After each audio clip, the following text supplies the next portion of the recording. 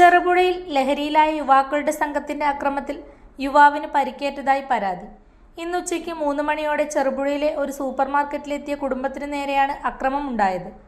അക്രമത്തിൽ ചെറുപുഴ സ്വദേശിയായ മുഹമ്മദ് സാബിറിന് പരിക്കേറ്റു. തുടർന്ന് അദ്ദേഹത്തെ ചെറുപുഴ സഹകരണ ആശുപത്രിയിൽ പ്രവേശിപ്പിച്ചു. സാബിറും ഭാര്യയും 3 മക്കളുമായി സൂപ്പർമാർക്കറ്റിലെത്തിയപ്പോൾ റോഡരികിൽ നിന്നിരുന്ന യുവാക്കളോട് വാഹനം മാറ്റണമെന്ന് ആവശ്യപ്പെട്ടതിനെ തുടർന്നാണ് തർക്കവും അക്രമവും ഉണ്ടായതെന്നാണ് പരാതി.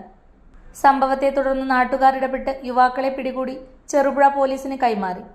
ഇവർ സഞ്ചരിച്ച കാറിൽ നിന്നും നിരവധി മദ്യക്കുപ്പികൾ കണ്ടെത്തിയതായും വിവരം ലഭിച്ചു. സംഭവവുമായി ബന്ധപ്പെട്ട് 3 യുവാക്കളെ പോലീസ് കസ്റ്റഡിയിലെടുത്തിട്ടുണ്ട്. അക്രമത്തിൽ പങ്കുണ്ടായിരുന്നുവെന്ന് പറയുന്ന മറ്റൊരു യുവാവ് ഓടി രക്ഷപ്പെട്ടതായും പരാതിയിലുണ്ട്. സംഭവത്തിൽ ചെറുപുഴ പോലീസ് അന്വേഷണം ആരംഭിച്ചു.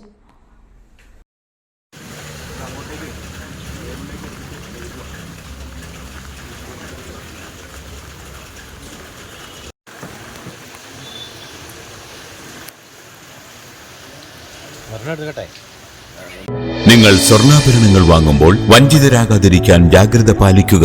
2023 ഏപ്രിൽ 1 മുതൽ സ്വർണ്ണ പരിശുദ്ധി ഉറപ്പുവരുത്തുന്നതിന് കേന്ദ്ര ഗവൺമെന്റ് ആഭരണങ്ങളിൽ HUID നിർബന്ധമാക്കിയിരിക്കുന്നു.